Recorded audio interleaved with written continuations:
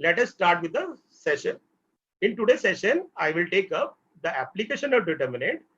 Application determinant में बेटा जैसे हमारे कोर्स में एरिया ऑफ ट्राइंगल है, हम एरिया ऑफ ट्राइंगल निकालते आए हैं, बट डिटरमिनेंट से कैसे निकालेंगे, we will learn to try that concept. Adjoint of a matrix देखेंगे, इनवर्स ऑफ अ मैट्रिक्स निकालेंगे, और उसके बेस पे जो सीबीएसई में क्वेश्चंस आए हैं वो डिस्कस करेंगे, और अलोंग विद कुछ हॉट क्वेश्चन की बात करेंगे। मेरे साथ आज ट्यूटोरियल में रहेंगे विद्यासागर मलिक सर और तरुण सर, राइट? तो let us start with the concept first. Okay, are you ready बेटा? स्टार्ट करते हैं। Till 10th class you know how to find the area of a triangle. अगर वर्टिसेस दी हो तो आपको पता है बेटा कैसे एरिया निकालते हैं। स्ट्रेट फॉरवर्ड फॉर्मूला आपने पढ़ा हुआ है, 1/2 x1 y2 minus y3 plus x2 y3 minus y1 then x3 y1 minus y2। पढ़ा हुआ है बेटा, कोई प्रॉब्लम नहीं है। Now how can we use this formula in 12th class using determinants? कैसे निकालें? ध्यान रखिएगा बेटा, इस चैप्टर में ज्यादातर जो क्वेश्चंस आएंगे वो 1, 1, 2 मार्क्स के आएंगे, छोटे क्वेश्चंस आएंगे। तो इस कंसेप्ट पे जरूर इस बार क्वेश्चन बन सकता है एरिया ऑफ ट्राइंगल पे, तो इसको लाइटली मत लीजिएगा। एनसीईआरटी में पूरी एक एक्सरसाइज दे रखी है इस पे, तो I will discuss all those question in detail with you. ठीक है बेटा, स्टार्ट करते हैं। ये 10th क्लास में आपने फॉर्मूला पढ़ा हुआ, बहुत इजी है, आपने याद करने का भी मेथड सीखा हुआ, बट हम ये फॉर्मूला नहीं लगाएंगे। 11th क्लास में भी आपने इसको लगाया था 2D के अंदर। How can we use this formula in determinants? Started. We know that this is the formula for area of a triangle, right? ये हमने फॉर्मूला पढ़ा हुआ है। यहाँ पे मैं बेटा क्या करूंगा, स्टार्ट करने से पहले मेरा एम है इसको डिटरमिनेंट की फॉर्म में कन्वर्ट करना। मैं आपको फॉर्मूला डिराइव करना सिखा रहा हूँ, even though CBSE point of view से नहीं आ सकता प्रूफ, बट हम ट्रांसफॉर्म कैसे कर रहे हैं एक फॉर्म को दूसरे में, वो अंडरस्टैंडिंग के लिए बहुत इंपॉर्टेंट है कि आपको पता होना चाहिए कि फॉर्मूला हम डिटरमिनेंट में कैसे लाए। ठीक है, तो सबसे पहले मैं क्या करूंगा, यहां से मैं माइनस कॉमन ले लूंगा। माइनस कॉमन लूंगा तो y3 become negative and y1 become positive. ये मेरा पहला स्टेप होगा। ऐसा क्यों किया है अभी आप देखेंगे। ये plus minus plus, I hope आप इसको डिटरमिनेंट से कोरिलेट कर पा रहे हैं कि हम किसी भी डिटरमिनेंट को ओपन करते हैं तो एलिमेंट्स में फर्स्ट एलिमेंट पॉजिटिव होता है फर्स्ट रो के अंदर, अगर मैं रो 1 के पार्ट ले रहा हूं, फिर माइनस होता है फिर प्लस होता है, राइट? पता है आपको? अब ध्यान से देखिएगा बेटा, मैं इसको ना कैसे कोरिलेट करूंगा डिटरमिनेंट के अंदर। y2 माइनस y3, इसको क्या हम डिटरमिनेंट में ऐसे लिख सकते हैं, y2 y3 1 1, क्योंकि जब मैं इसको खोलूंगा तो क्या आएगा, y2 माइनस y3, और मैं y2 y3 को इधर भी ले सकता था, लिख सकते हैं। तो मैंने क्या किया है, इसी चीज को बिल्कुल सेम देखिए ध्यान से, x1 एज इट इज रहा, इसको मैंने डिटरमिनेंट में कैसे कन्वर्ट कर दिया, यहाँ पे 1 1 लिख दिया, ताकि मैं जब सॉल्व करूं तो ये आ जाए y2 माइनस y3। सेम यहाँ पे y1 y3 था, इसको लिख दिया y1 माइनस y3, और y1 माइनस y2 को लिख दिया बेटा y1 माइनस y2। लिख सकते हैं डिटरमिनेंट में इसको। अब ध्यान से ऑब्जर्व करिए क्या हो रहा है कि यहाँ पे जब आप डिटरमिनेंट को ओपन करते हैं तो बेटा x1 का कोफैक्टर क्या आता है, कैसे निकालते हैं x1 का कोफैक्टर? x1 जिस रो में आ रही है और उस कॉलम में आ रही है उसको डिलीट करते हैं, तो उसके सामने जो बचता है उसका डिटरमिनेंट को कहते हैं कोफैक्टर। तो इसका मतलब क्या हो गया, ये जो टर्म आ रही है this is the cofactor of x1, right? Are you getting my point? अगला देखिए, अगर यहाँ पे x2 सेकंड रो का पार्ट हो तो इसका कोफैक्टर कैसे निकालते हैं बेटा, x2 जिस रो में आ रही है कॉलम है उसको डिलीट कर देंगे। तो इसका मतलब क्या हो गया, ये जो एक्सप्रेशन है इसका डिटरमिनेंट इस x2 का कोफैक्टर है अलॉन्ग विद नेगेटिव साइन, क्योंकि इसकी पोजीशन क्या है 2 1, 2 1 मींस माइनस 1 की पावर 3, यानी ऑड पोजीशन है, इसलिए ये माइनस इसके साथ कोफैक्टर है। ऐसे ही हम कह सकते हैं कि x3 जो है अगर उसको मैं थर्ड 3 1 में लिख दूं तो जो इसके साथ मल्टीप्लाई हो रहा है ये इसका कोफैक्टर है, कह सकते हैं, ऑब्जर्व कर पा रहे हैं। तो इसका मतलब क्या हो गया कि इस वाली टर्म को मैं लिख सकता हूं 1/2 डिटरमिनेंट, और ये जो x1 x2 x3 है ये हमने कॉलम में रख दिए, x1 x2 x3। ये मैं क्या करा रहा हूं, आपको समझ आ रहा है बेटा कि हम फॉर्मूले को डिराइव कर रहे हैं, केवल हम कैसे ट्रांसफॉर्म करेंगे स्टैंडर्ड फॉर्मूले को डिटरमिनेंट में। तो ये हमारे पास एक फॉर्मूला डिराइव हो गया, राइट? तो ये हमने फॉर्मूला डिराइव कर दिया कि जब भी हम एरिया ऑफ ट्राइंगल निकालेंगे using determinant we use this formula. Formula clear है आपको, 1/2 बहुत सिंपल फॉर्मूला है, 1/2 बाहर, then first vertex, second vertex, third vertex, यहाँ पे 1 1 आएगा। और यहाँ पे ध्यान से देखिए बेटा, यहाँ पे मैंने मॉड लगा रखा है। मॉड किस लिए पता है आपको? क्योंकि एरिया जो है वो स्केलर क्वांटिटी होती है, उसकी वैल्यू हमेशा पॉजिटिव होती है, तो उसको पॉजिटिव करने के लिए हमने मॉड लगा रखा है। और एरिया हमेशा स्क्वायर यूनिट्स में होता है, सेंटीमीटर स्क्वायर, मीटर स्क्वायर, इसलिए हम लिख देते हैं स्क्वायर यूनिट्स, क्योंकि हम डील कर रहे हैं कोऑर्डिनेट्स में। तो हम लिख देते हैं कि जो एरिया आएगा वो स्क्वायर यूनिट्स होगा, maybe centimetre square, maybe metre square, जो भी यूनिट्स होंगे, राइट। तो आई होप आपको ये फॉर्मूला ध्यान से समझ आ गया होगा। अब क्वेश्चन आता है बेटा कि इस टाइप के क्वेश्चन बनेंगे कैसे, मतलब इस फॉर्मूले पे क्वेश्चन कैसे बनेंगे। तो 4 to 5 टाइप्स के प्रॉब्लम्स बन सकती हैं, सारी छोटी छोटी, 1 मार्क की और 2 मार्क्स की। तो हम उसको डिस्कस करेंगे, राइट। तो आपको फॉर्मूला याद रखना है, बहुत सिंपल फॉर्मूला। एरिया का क्या है फॉर्मूला है? 1/2 determinant, then first vertex, second vertex, third vertex, और फिर आखिरी कॉलम में 1 1 1। याद रहेगा आपको। स्टार्ट करते हैं बेटा। सबसे पहले बहुत इजी सा क्वेश्चन लिया मैंने, ऊपर मेंशन आएगा, ध्यान रखिएगा, आपको मेंशन होगा एग्जाम में यूजिंग डिटरमिनेंट। आपको ये नहीं कि आप इसको कोई 10th वाला फॉर्मूला लगा दे, फॉर्मूले से मार्क्स नहीं मिलेंगे आपको। तो मेंशन आएगा using determinants find the area of the triangle. ये देखिए यहाँ पे लिखा हुआ है। कैसे लगाएंगे फॉर्मूला, देखते हैं। सबसे पहले फॉर्मूला हम लिखेंगे कि we know that formula is 1/2 first vertex, तो 2 0 लिख दिया, देन सेकंड वर्टेक्स 4 5 लिख दिया, फिर थर्ड वर्टेक्स 6 3 लिख दिया, और फिर यहाँ आ गया बेटा 1 1 1। अब इट्स अप टू अस कि हम क्या करते हैं। अब हमारे ऊपर है बेटा कि हम इसको ओपन कैसे करें। अब आपको लास्ट क्लास में सिखाया हुआ है, प्रीवियस 2 सेशन अगर आप देखें तो you know how to open the determinant. तो इट्स अप टू यू कि इसको डिटरमिनेंट कैसे भी खोल सकते हैं, किसी भी रो के लॉन्ग खोल सकते हैं, किसी भी कॉलम के लॉन्ग खोल सकते हैं, बट क्योंकि यहाँ पे 0 है ना, तो 0 के अकॉर्डिंग बेटर रहेगा। तो इसको एक्सपेंड करते हैं बेटा। तो हमने क्या किया, लिखा पहले 1/2, फिर 2 को कोफिटर क्या आएगा बेटा, इसको डिलीट करोगे आप तो बच गया 5 1 3 1, तो इसका डिटरमिनेंट लिख दिया। अगली टर्म 0 है तो इसको सॉल्व करने की जरूरत नहीं है, क्योंकि 0 मल्टीप्लाई थिंग इज 0।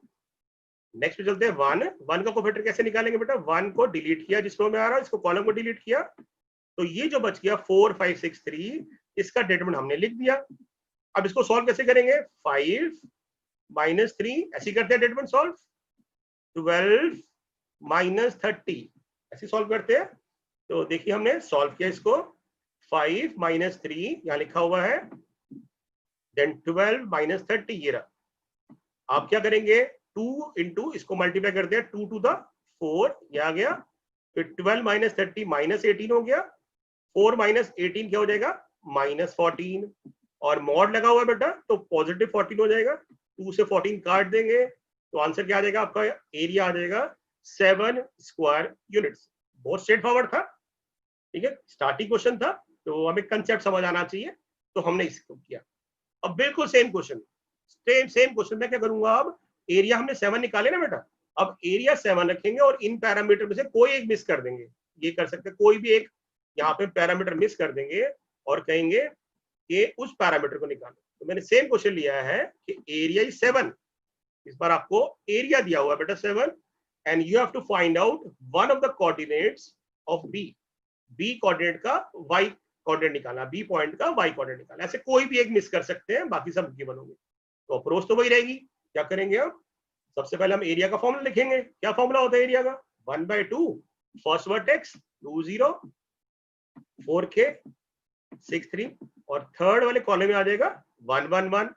ठीक बेटा, अब इसका एरिया 7 दिया हुआ है तो हम इक्वल टू 7 रख देंगे और इक्वेट कर देंगे इसको नॉर्मली, मतलब हम इसको ऐसे ही सॉल्व करेंगे जैसे सॉल्व करते आए हैं, बट हमारा आंसर k की टर्म में आ जाएगा, फिर बाद में हम उसको इक्वेट करेंगे, राइट।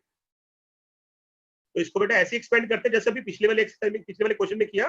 2 देन इसका कोफैक्टर कैसे निकाला, इसको डिलीट करके k1 3 1 गिरा, फिर नेक्स्ट इज 0, फिर 1 लिखा बेटा, और 1 को जिस रो कॉलम में आ रहा है उसको लिखा, तो 4k 6 3। Now we can solve it. कैसे सॉल्व करते हैं, k -3 देन 12 6k ऐसे सॉल्व करते हैं। तो हमने इसको सॉल्व किया, तो ये आ गया बेटा k -3 यानी 2k -6, ये रहा 2k -6, then 0 leave it as it is, यहाँ आ जाएगा 12 6k, तो 12 6। अब इसको सॉल्व करेंगे तो क्या आएगा, 12 - 6 इज 6, और 2k - 6k -4k, और मैं 2 को ना इधर ले गया, 2 को इधर ले गया 7 के साथ, तो ये बन गया 14। तो हमारे पास इक्वेशन क्या आ गया, 14 equal to mod 6 minus 4k। अब हमारे पास क्वेश्चन आता है कि अगर यहाँ पे ऐसा कौन सा नंबर हो कि जिसका मॉड 14 आए, तो हमारे माइंड में आ रहा है कि भी देखो 14 का मॉड तो 14 ही होता है, क्योंकि पॉजिटिव केस में मॉड सेम नंबर देता है। बट -14 में क्या होता है, -14 में भी तो मॉड 14 ही आता है। तो इसका मतलब क्या हुआ, हमारे पास माइंड में आ रहा है कि ये जो एक्सप्रेशन है ना 6 माइनस 4k, ये 14 भी हो सकता है और -14 भी हो सकता है। इसलिए हमने लिखा है कि 6 minus 4k is either positive 14 और -14। ठीक है, तो अब हम इसके दो केस बना लेंगे बेटा कि 6 माइनस 4k 14 होगा तो क्या होगा, और 6 माइनस 4k -14 होगा तो क्या होगा। तो हमने इसको रीअरेंज किया, 4k इधर ले आए, 14 इधर ले आए, तो 6 माइनस 14 -8 हो गया। 4 से -8 को कैंसल आउट किया तो k की एक वैल्यू आ गई -2।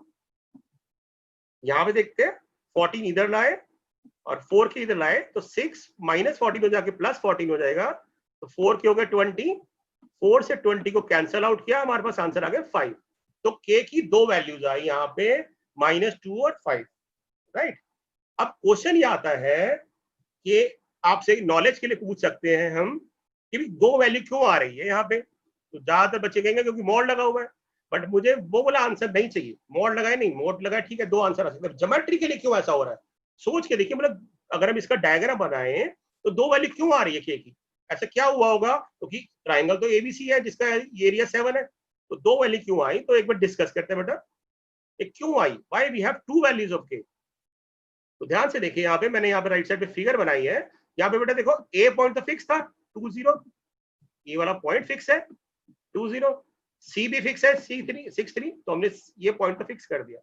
अब बी पॉइंट कहाँ हो कि एरिया 7 है, अब उसमें भी क्या फिक्स है, उसमें बी का एक्स कोऑर्डिनेट फिक्स है 4 है, यानी एक्स 4 पे ही लाई करेगा, यानी इस लाइन पे ही हमारा थर्ड वर्टेक्स आएगा।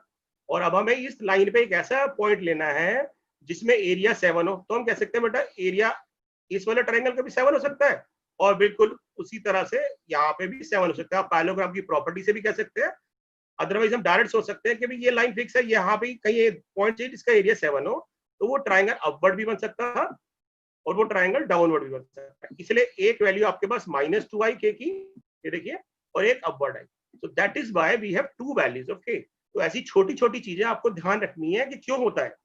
ठीक है, अपने माइंड को ऐसा बनाइए कि हर चीज की क्यूरियोसिटी हो कि आप सोचें ऐसा क्यों हो रहा है। राइट, तो उससे क्या होगा, आपको बेसिक चीजें सब समझ आएगी, और बेसिक अगर क्लियर हो गए तो आप कभी भी कुछ भी चीज में अटकेंगे नहीं। राइट, तो दो क्वेश्चन हमने सॉल्व कर लिए बेटा एरिया ऑफ ट्राइंगल के। Let's move further. Third question कैसा आ सकता है, स्ट्रेट फॉरवर्ड फिर से, कि using determinant show that these points are collinear. Show करो ये कोलिनियर पॉइंट्स है। कोलिनियर का मतलब समझते हैं, लीनियर मींस लाइन, को मींस सेम, मींस ऐसे पॉइंट जो सेम लाइन पे लाई करते हैं, मींस ये तीनों पॉइंट एक ही लाइन पे लाई करेंगे। समझ रहे बात। तो अब हम कैसे शो करें कि ये लाइन पे लाई कर रहे हैं, तो अगर ये लाइन पे लाई करेंगे बेटा, मान लेते हैं जो ये ट्राइंगल होता था अभी तक, अब ये तीसरा पॉइंट भी लाइन पे आ गया, तो इसका मतलब ट्राइंगल बनेगा नहीं। ट्राइंगल नहीं बनेगा, इसका मतलब उन तीनों वर्टिसेस से अगर हम एरिया निकालने की कोशिश करें तो क्या आएगा, 0। 10th क्लास में आप करते आए हो। तो हम क्या करेंगे, यहाँ पे हम एरिया निकालेंगे और शो करेंगे कि इसका एरिया 0 आ रहा है। कैसे निकालेंगे एरिया, बहुत सिंपल है, same rule, first vertex, second vertex, third vertex लिख दिया। अब हमारा एम क्या है, इसको एक्सपेंड करना, कैसे भी एक्सपेंड कर सकते हैं। तो I have taken again first row के अकॉर्डिंग, तो पहले 2 लिखा बेटा, 2 का कोफैक्टर क्या आ गया 5171, ये रहा। देन -3 क्योंकि ऑड पोजीशन है इसलिए -3, और इसके कोफैक्टर कैसे निकाला 4161, और फिर 1 आया, 1 का कोफैक्टर कैसे निकाला 4567। अब क्या करेंगे, इसको सॉल्व करेंगे। कैसे सॉल्व करते हैं बेटा डिटरमिनेंट को, अभी हम आज ये भी सीखेंगे कि 2/t को हमने ऐसे ही क्यों लिखा, ठीक है ना, अभी आप बताऊंगा आज। तो इसका डिटरमिनेंट क्या आएगा बेटा 5 - 7, इसका आएगा 4 - 6, और इसका डिटरमिनेंट आएगा 28 - 30, 28 - 30। तो क्या आंसर आया 5 - 7 -2 -2 × 2 -4, देन यहाँ पे है बेटा 4 - 6 -2 -2 × -3, 6 और यहाँ पे आ जाएगा 28 माइनस 30 माइनस 2, तो 6 और -4 -2 6, तो 6 - 6 0, एरिया 0 आ गया। Area 0 means points are collinear. Are you getting my point? कि जब भी ऐसा कोई क्वेश्चन हो तो जिसमें एरिया हमें निकाला हो तो हम प्रीवियस क्वेश्चन की तरह निकाल सकते हैं, बट अगर बोला हो कि शो करो कि कोलिनियर है तो हम कोलिनियर में क्या करेंगे बेटा, एरिया को 0 दिखा देंगे। ठीक है बेटा, कैन वी मूव फॉरवर्ड? इस पे डाउट तो नहीं है आपको? अब मैं क्या करूंगा, नेक्स्ट क्वेश्चन के अंदर सेम क्वेश्चन लेंगे। इसमें नेक्स्ट क्वेश्चन के अंदर मैं क्या करूंगा, सेम जैसे मैंने फर्स्ट से सेकंड बनाया था ऐसे इस क्वेश्चन से फोर्थ क्वेश्चन बनाएंगे।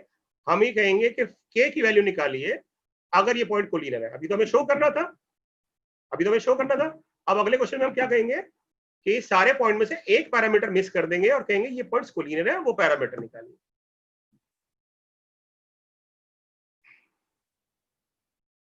ठीक है, अब उससे पहले एक क्वेश्चन करते हैं बेटा, इसको मैंने थोड़ा सा मॉडिफाई कर दिया। मॉडिफाई इन द सेंस कि अभी आपने प्रॉपर्टी पढ़ी ना, तो आपको एग्जाम में लिखा आ सकता है, ये 2 मार्क का क्वेश्चन बन सकता है कि डायरेक्ट एक्सपेंड नहीं करना आपने, यूजिंग प्रॉपर्टीज, उन प्रॉपर्टीज का यूज करके शो करो ये कोलिनियर है। अभी हम पहले एक क्वेश्चन करते हैं, फिर अगले क्वेश्चन पे जाएंगे जो हमने के वाले की बात कर रहा था मैं। अगर आपको शो करना हो कि ये कोलिनियर पॉइंट है, कैसे शो करेंगे? सेम रूल, एरिया 0, तो हमने क्या किया, फर्स्ट वर्टेक्स लिखा x y, z, फिर y z, x, z x, y। अब हमें शो करना है बेटा ये एरिया 0 है, इसका आंसर 0 आएगा, बट प्रॉपर्टीज का यूज करना है, ये लिखा हुआ है। और यहाँ पे ये भी लिखा आ सकता है कि विदाउट एक्सपेंडिंग, बिना एक्सपेंड किए शो करो ये 0 है। तो कैसे शो करेंगे, सोच के देखिए एक बार। आपको फर्स्ट कॉलम में और सेकंड कॉलम में पैटर्न दिख रहा है? सोचिए, एक बहुत अच्छा सा पैटर्न है। क्या पैटर्न है कि हमारे पास 3 टर्म है x y z। ठीक है, 3 टर्म में से 2 टर्म सेकंड कॉलम में आ रही है और जो मिसिंग है ना वो फर्स्ट कॉलम में आ रही है। जैसे देखिए यहाँ पे yz आ रहा है, अगर आप 1 2 में देखें yz आ रहा है, तो x a1 में बैठा हुआ है। ठीक है, फिर zx से z प्लस x आ रहा है, और फिर y आ रहा है उसके सामने, फिर x प्लस y आ रहा है, z आ रहा है। तो हम क्या करेंगे, यहाँ पे हम क्या करते हैं, C1 और C2 को ऐड कर देते हैं। इससे क्या होगा, ऐड करेंगे तो समझे बात मेरी, क्योंकि y x z यहाँ था तो x यहाँ था, z प्लस x यहाँ था तो y यहाँ था, यानी तीनों में से जो 2 टर्म है उसका तीसरा टर्म मिसिंग था। तो मैंने क्या किया, इन दोनों को ऐड कर दिया ताकि तीनों टर्म सेम हो जाए। तो हमने क्या लिखा कि on adding C1 plus C2, जैसे ऐड करेंगे आपके पास हर जगह क्या आ जाएगा, x plus y plus z। Now we can take it common. हमने एक और प्रॉपर्टी पढ़ी थी कि we can take out anything common from any row और एनी कॉलम। हम कुछ भी कॉमन ले सकते हैं किसी भी रो से और किसी भी कॉलम से। तो हमने x plus y plus z common ले लेंगे सेकंड कॉलम से। जैसी कॉलम से कॉमन लिया बेटा, तो we observe that these two are identical. Identical समझते हैं, सेम हो गई। और हमने ये भी पढ़ा था कि अगर 2 रो या 2 कॉलम सेम हो जाए ना तो आंसर 0 आता है। तो इसका मतलब इस डिटरमिनेंट का आंसर 0 हो गया। तो 0 मल्टीप्लाई एनीथिंग इज 0, और because area is 0, so this means the points are collinear. So using properties also they can ask these type of questions. I hope are you getting my point? आप इस pattern को recall कर रहे होंगे, connect कर रहे होंगे अपने साथ कि प्रॉपर्टीज को कैसे लिंक करेंगे एप्लीकेशन से। Everything is related with each other. Direct determinant open न करने की बजाय प्रॉपर्टीज का यूज कर भी करवा सकते हैं, एप्लीकेशन भी पूछ सकते हैं, एप्लीकेशन में प्रॉपर्टीज भी पूछ सकते हैं। Right, shall we move forward? चलिए बेटा, ओके। यहाँ पे वो जो क्वेश्चन की बात कर रहा था मैं आपसे, कि सेम पॉइंट मैंने लिया है। अब यहाँ पे दिया हुआ है 20 पॉइंट्स कोलिनियर। ठीक है, ये पॉइंट कोलिनियर है। तो अगर ये कोलिनियर है तो के की वैल्यू निकालो। तो के की वैल्यू कैसे निकालें? तो हम पहले क्या करेंगे बेटा, एरिया लिख देते हैं। Area can be written in this form, लिख सकते हैं 1/2 2 3 k 5 6 7। अब एरिया निकालने के लिए इसको सॉल्व करते हैं। तो सॉल्व करेंगे, कैसे करेंगे? फिर से भाई 2 का कोफैक्टर क्या आएगा, 5 1 7 1, ये रहा। देन -3, इसका कोफैक्टर आएगा k1 6 1, और फिर 1 का कोफैक्टर कैसे निकालेंगे, 1 को डिलीट करेंगे तो ये आ जाएगा k5 6 7। अब इसको सॉल्व करते हैं कैसे बेटा, 5 -7, तो 5 - 7 -2 × 2 -4, उसके बाद k -6 तो k माइनस 6 आ जाएगा यहाँ पे, -3 इंटू दिस, तो -3k और -3 इंटू -6 प्लस 18 ये रहा। उसके बाद 7k माइनस 30, तो 7k माइनस 30। अब क्योंकि पॉइंट्स कोलिनियर हैं तो ये जो एरिया ये तो 0 होना चाहिए, तो हमने इसको इक्वल टू 0 रख दिया, 2 उधर जाके 0 हो जाएगा और आपके पास क्या बचेगा, 7k minus 3k is 4k और यहाँ पे बचेगा 30, 34 और प्लस 18 करेंगे तो -16, 4k माइनस 16 0 हो गया, तो k की वैल्यू 4 आ गई। ठीक है, यहाँ पे a की वैल्यू है k की। अब ऐसा क्यों हो रहा है, अब सोच के देखिए इसका मतलब क्या होगा कि यहाँ पे ये दो पॉइंट जो थे ना, जो अभी हमने पिछले क्वेश्चन में किए, ये दो तो फिक्स थे। अब तीसरा पॉइंट क्या हो जो इसी लाइन पे लाई करे, अब वो ऊपर नीचे तो हो नहीं सकता, तो वो इसी लाइन पे लाई करेगा, इसलिए हमारे पास एक केस आ रहा है। पिछले वाले में एरिया ऊपर भी बन सकता था, नीचे भी बन सकता था, तो इसलिए हमारे पास 2 पॉइंट आए थे, यहाँ पे एक ही आएगा क्योंकि ये कोलिनियर है। ठीक है बेटा, ओके, तो these type of questions can be found. तो ये हमने 5 डिफरेंट टाइप्स ऑफ क्वेश्चंस किए। अब एक क्वेश्चन और करते हैं लाइन का ही, जैसे स्ट्रेट लाइन में आपने पढ़ चुके ऐसा क्वेश्चन कि हमें ना 2 पॉइंट दिए होते थे और उनसे पूछा जाता था इक्वेशन निकालो। अब उसको डिटरमिनेंट से कैसे निकालेंगे, तो पिछले क्वेश्चन का हम यूज करेंगे। ठीक है, आपको क्या है, क्वेश्चन कनेक्ट कर पा रहे हैं, find the equation of a line, एक लाइन की इक्वेशन निकालिए which passes through these 2 points. इन 2 पॉइंट से हमारे पास लाइन जा रही है, इसकी इक्वेशन निकालो क्या होगी। तो बहुत सिंपल सी अप्रोच है, हमें इस लाइन पे 2 पॉइंट दिए है ना बेटा, तो हम तीसरा पॉइंट अपनी मर्जी से एक्स वाई मान लेंगे, कोई वेरिएबल पॉइंट ए और बी दिए थे, तो हमने तीसरा पॉइंट मान लेंगे यहाँ पे एक्स कॉमा वाई, तीसरा पॉइंट मान लेते हैं एक्स कॉमा वाई है। अब अगर ये तीनों पॉइंट कोलिनियर हैं तो इनका एरिया 0 होना चाहिए, तो हमने क्या किया, तीसरा पॉइंट मान लिया एक्स कॉमा वाई, और फिर हमने बोला कि ये जो ए पॉइंट है, बी पॉइंट है और सी पॉइंट है, तीनों एक ही लाइन पे है, तो मींस ये कोलिनियर है, और कोलिनियर है तो इनसे जो एरिया बनेगा ट्राइंगल का, ट्राइंगल बनेगा उसका एरिया 0 होगा क्योंकि ट्राइंगल बनेगा ही नहीं। तो फिर हमने क्या किया, एरिया का फॉर्मूला लिखा, वही same 2 3 first vertex, 6 7 second vertex, x y third vertex. अब इसको 0 के इक्वल रख दिया क्योंकि कोलिनियर है। अब इसको सॉल्व कैसे करते हैं पता है आपको, पहले 2 फिर इसके कोफैक्टर निकाले, इसको सॉल्व किया 7 माइनस वाई, फिर -3 इसे कोफैक्टर निकाले 6 माइनस एक्स, फिर 1 आया, इसे कोफैक्टर निकाले 6y माइनस 7x। अब इसको सॉल्व करते हैं बेटा, सॉल्व करेंगे तो क्या आएगा, 7 माइनस वाई यानी 2 इंटू 7 14 माइनस 2y, फिर -3 इंटू 6 माइनस एक्स था तो -18 प्लस 3x, ये रहा। उसी तरह से 6y माइनस 7x।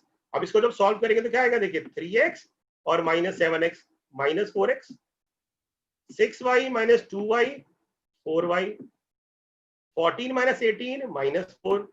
अब ये इक्वेशन आ गई, इसको मैंने ना 4 से डिवाइड कर दिया, कर सकते हैं सिंप्लीफाई करने के लिए, और 4 को चलेगा तो हमारे पास इक्वेशन आ गई y minus x equal to 1। ठीक है, हमारे पास इक्वेशन आ गई y minus x equal to 1, क्योंकि मैंने पहले 4 को ले गया, 4y माइनस 4x, ऐसे किया बेटा, ऐसे भी छोड़ सकता था बट क्योंकि हमें सिंप्लीफाइड रिजल्ट देना होता है तो हमने ना इसको 4 से डिवाइड कर दिया, तो ये हमारे पास इक्वेशन आ गई। अब कैसे चेक करें हमारा आंसर ठीक है, तो आप ये पॉइंट पुट करके देख सकते हो। तो पैटर्न क्या बन रहा है कि y और x का डिफरेंस 1 आ रहा है, तो देख लो आप 7 माइनस 6 1 आ रहा है, 3 माइनस 2 y माइनस एक्स 1 आ रहा है, इसका मतलब दोनों पॉइंट इसको सेटिस्फाई कर रहे हैं, यानी हमारा आंसर ठीक है।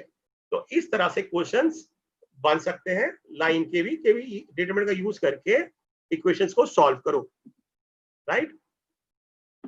देख लीजिए, इसमें कोई डाउट है तो बताइए। बहुत स्ट्रेट फॉरवर्ड क्वेश्चन है बेटा, इनको एक बार आप ऑब्जर्व करेंगे और इनको ट्राई करके देखेंगे, पूरी एक्सरसाइज 4.3 जो है इसी पे बेस्ड है, आप आराम से इजीली कर पाएंगे। ठीक है, एक लास्ट क्वेश्चन करते हैं इसी टॉपिक पे, फिर हम अगले टॉपिक पे चलेंगे। ये टॉपिक ये क्वेश्चन जो है मैंने लिया है from exemplar NCERT, it can be asked for 2 mark also. ठीक है, बहुत इंपॉर्टेंट क्वेश्चन है इस बार सीबीएसई के लिए, कि एप्लीकेशन में पार्ट से कर सकते हैं कि if these are the vertices of a triangle and triangle is equilateral, जिसकी साइड ए है, तो प्रूव दिस रिलेशन, तो आपको ये प्रूव करना है। ठीक है, अब जैसे ही क्वेश्चन आया आपके माइंड में एकदम क्लिक कर गया होगा, वर्टिसेस दिया तो एरिया तो हमें पता है, तो हम सबसे पहले वही चीज करेंगे जो माइंड में आ रहा है कि we know that area of a triangle तो ये होता है। ठीक है, एरिया लिख दिया आपने। अब तो हमने किया बेटा डिटरमिनेंट से कि भाई एरिया जो होता है 1/2 फर्स्ट वर्टेक्स, सेकंड वर्टेक्स और थर्ड वर्टेक्स होता है ना। अब यहाँ हमने वर्टेक्स लिख दिए, बट एरिया इक्विलेटरल ट्रायंगल में क्या होता है, पढ़ा होगा आपने, इक्विलेटरल ट्रायंगल में फॉर्मूला होता है √3/4 साइड स्क्वायर। तो साइड क्योंकि ए थी ना, तो इसलिए हमने ए लिख दी। अब क्योंकि ये एरिया एक ही ट्रायंगल की है, तो हम ना इन दोनों को इक्वेट कर देंगे, इन दोनों को बराबर रख देंगे, क्योंकि एरिया ये अलग फॉर्मूले से निकाला है, ये अलग, बट है तो एक ही ट्रायंगल का एरिया, तो दे कैन बी इक्वेटेड। तो हमने क्या किया, इन दोनों को यहाँ पे इक्वेट कर दिया। अब आप देख रहे हो ये 2 से 4 कैंसिल आउट हो जाएगा। तो हमने क्या लिखा कि this 2 cancel out with this. तो हमारे पास एक कंक्लूजन आ गया कि ये जो डिटरमिनेंट है वो √3a² के इक्वल है। अब कुछ नहीं करना, ध्यान से देखो, हमें यहाँ पे क्या चाहिए, स्क्वायर, तो स्क्वायरिंग कर देते हैं। जैसे ही स्क्वायर करेंगे तो इसका भी स्क्वायर हो जाएगा, and the square of this equation is also here, right side पे भी स्क्वायर हो जाएगा। अब √3 का स्क्वायर मींस व्हाट, √3 × √3, √3 × √3 क्या होता है बेटा 3, a² का स्क्वायर क्या हो जाएगा a4, 2 का स्क्वायर क्या हो जाएगा 4, and we get the answer. बहुत इजी क्वेश्चन था, ठीक है, बट हमें छोटी चीजों को रिलेट करना होना चाहिए। क्वेश्चंस को देखते ही बिल्कुल डरना नहीं कि क्या आ गया, नंबर्स तो है नहीं, कोरिलेट करना है। It is not an difficult question, because हमें कंसेप्ट पता था कि भी इक्विलेटरल ट्रायंगल का कंसेप्ट है, ओके, हमें ये भी यूज करना है। वर्टिसेस दिया हुआ है, एरिया है, तो हमें यूज करना है। तो हमने क्या किया, दोनों से एरिया निकाला, इक्वेट किया और उसको सिंप्लीफाई करके स्क्वायरिंग कर दी, दैट्स इट। तो बहुत इजी क्वेश्चन था ये। इसको आप समझ पा रहे हैं? Good, yes sir. रोक दूंगा मैं सर, थोड़ी दोबारा एक्सप्लेन कर देंगे। ओके ओके बेटा, यहाँ पे दोबारा एक्सप्लेन कर देते हैं। एरिया ऑफ ट्रायंगल हमें निकालना है, वर्टिस दी हुई थी, तो हमने क्या किया, इसको वर्टेक्स लिख दिया, x1 y1 x2 y2 x3 y3 लिख सकते हैं। अब क्योंकि ये इक्विलेटरल ट्रायंगल है, तो इसका एरिया तो हमें स्टैंडर्ड रिजल्ट पता है इक्विलेटरल ट्रायंगल का, वो होता है √3/4 साइड स्क्वायर, राइट। और क्योंकि ये एक ही ट्रायंगल है, तो जिसका एरिया ये निकाल रहे हैं ना, ये वही सेम है, तो हमने इन दोनों को इक्वेट कर दिया। इक्वेट मींस इक्वल रख दिया, इक्वल रखा तो this result, first result equal to second result. Now 2 is cancelled out with this 2, we have this result, ये हमारे पास आ गया। अब हमें यहाँ पे स्क्वायर करना था, तो हमने स्क्वायरिंग बोथ द साइड कर दी, तो इसका स्क्वायर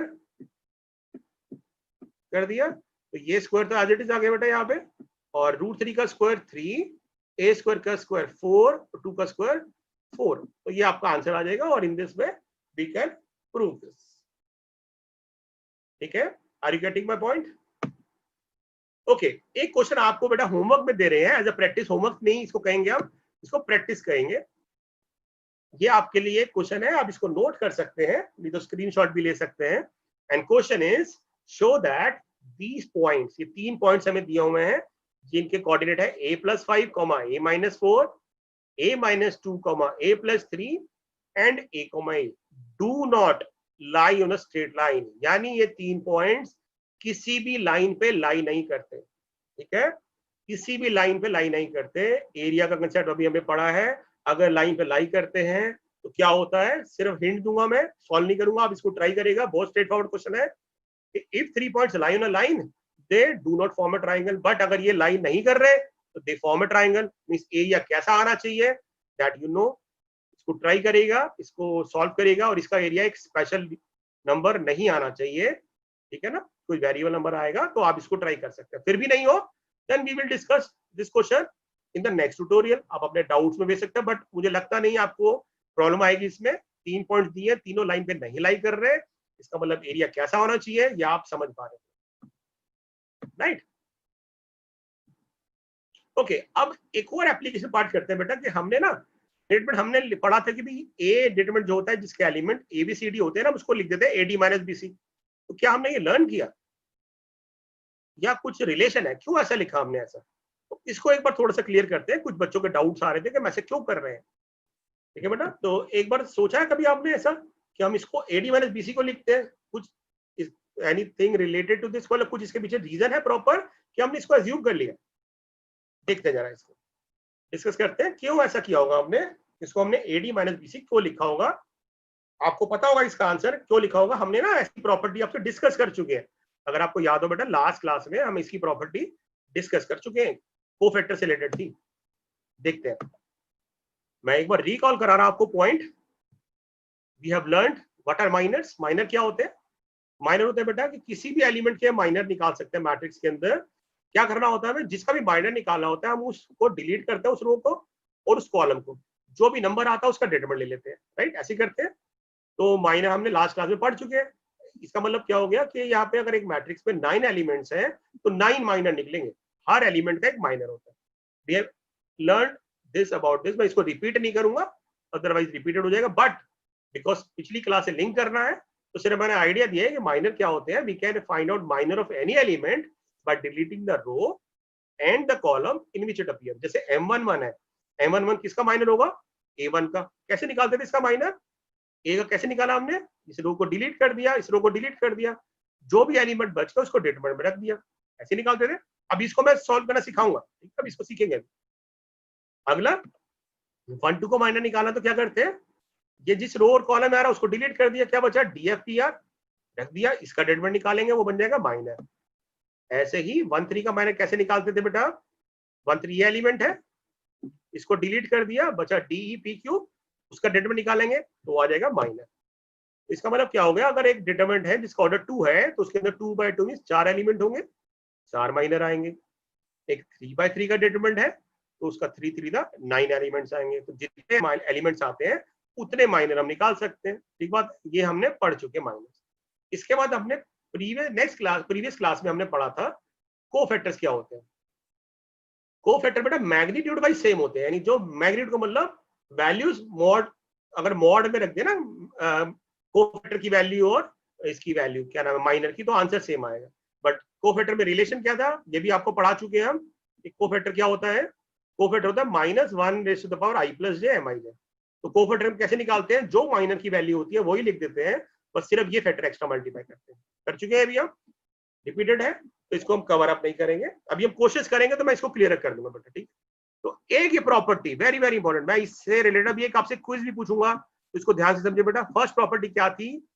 एक प्रॉपर्टी आपने पढ़ी थी कि if we multiply the elements of any row with their own cofactor, यानी अगर मेरे पास फर्स्ट रो के एलिमेंट है और मैं फर्स्ट रो के कोफैक्टर से उनको मल्टीप्लाई कर रहा हूं तो that result is assumed to be the determinant. हम उसको मानते हैं वो जो आया है वो डिटरमिनेंट है। ऐसे ही अगर हम थर्ड रो के एलिमेंट्स लें और उनको थर्ड रो के ही कोफैक्टर से मल्टीप्लाई करें तो क्या आएगा? डिटरमिनेंट आएगा। तो this is a very very important property कि if we are multiplying the elements of any row with their own cofactors, किसी भी रो के एलिमेंट्स को उनकी उसी रो के कोफैक्टर से मल्टीप्लाई करेंगे तो क्या आएगा हमारे पास? डिटरमिनेंट की वैल्यू, राइट? ये प्रॉपर्टी बता चुके हैं आपको, और नहीं बताई तो अभी रिवाइज कर लीजिए। नहीं आपको मतलब अगर याद नहीं आ रही आपको तो प्रॉपर्टी बी क्या थी बेटा? अभी हमने क्या पढ़ा प्रॉपर्टी ए में? कि किसी भी रो के एलिमेंट को उसी रो के कोफैक्टर से मल्टीप्लाई करेंगे तो डिटरमिनेंट आएगा। बट अगर हम किसी रो के एलिमेंट को किसी दूसरी रो के कोफैक्टर से मल्टीप्लाई करेंगे तो हमेशा 0 आएगा, याद रखिएगा बात। सेम रो के element same cofactor determinant, different row के एलिमेंट एंड डिफरेंट कोफैक्टर्स तो answer 0। Very very important property, ठीक है? ये नोट्स हम आपको प्रोवाइड कर देंगे, आप इसको एस्पिरेशन अकाउंट से डाउनलोड कर सकते हैं, राइट? तो 2 प्रॉपर्टी है, इसको एक बार डिस्कस करते हैं बेटा। वेरी वेरी इंपॉर्टेंट प्रॉपर्टीज को डिस्कस करना बहुत इंपॉर्टेंट है क्योंकि इसके बेस पे 1 मार्कर और 2 मार्कर बन सकते हैं दिस टाइम ऑल्सो। तो देखते हैं कैसे करेंगे क्वेश्चंस को। तो ये आप पढ़ चुके थे कि अगर कोफैक्टर की फॉर्म में लिखेंगे तो हम किसी भी रो को उसकी खुद के कोफैक्टर से मल्टीप्लाई करते हैं, राइट? चलते हैं इसको समझते हैं बेटा, इसको थोड़ा और। अब मेरा एक क्वेश्चन था आपसे कि हमने डिटरमिनेंट को ऐसा क्यों लिखा? हमने इसका डिटरमिनेंट जब निकाला तो AD - BC क्यों लिखा? समझ रहे बात? ये ऐसे करते हैं ना, हमने याद कर लिया था अभी तक तो कि AD - BC लिखते हैं, वो क्यों आया होगा वो सीखते हैं जरा बेटा, क्योंकि हमने प्रॉपर्टी से सीखा, ठीक है? अगर हम इस रो के माइनस निकालें तो क्या आएंगे? ए का माइनर क्या आएगा बेटा? ए का माइनर आएगा, इस रो को डिलीट कर दिया, आ गया डी। बी का माइनर क्या आएगा? बी को डिलीट कर दिया, आ जाएगा आपके पास, यहाँ पे इसको डिलीट कर दिया तो क्या आ जाएगा? सी। ये देखिए सी आ गया। तो इसके बाद सी का माइनर कैसे निकालेंगे? 2 1 का डिलीट कर दिया बी और ए, यहाँ तक माइनर बेटा। अब कोफैक्टर कैसे निकाले थे? याद है आपको? कोफैक्टर में हम क्या करते हैं, जिनके आई और जे का सम इवन आ रहा है तो कोफैक्टर हम एज इट इज ले लेते हैं।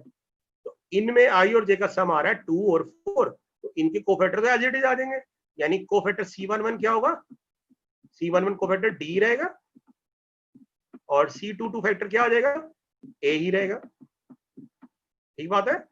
बट जिनका आई और जे का सम ऑड आ रहा होता है, हम क्या करते हैं, उनके जो आंसर आ रहे होते हैं उनके आगे माइनस साइन लगा देते हैं ना, ऐसे करते हैं। तो C12 क्या आ जाएगा, C12 आ जाएगा -C और C21 क्या आ जाएगा, माइनस। ऐसे करते थे, यानी जो माइनर्स आ रहे हैं सेम ही कोफैक्टर आते हैं, बट हम जिनका सम ऑड होता है आई और जे में उनके आगे साइन लगा देते हैं, ऐसे करते हैं। तो हमने अब ये निकाल लिया।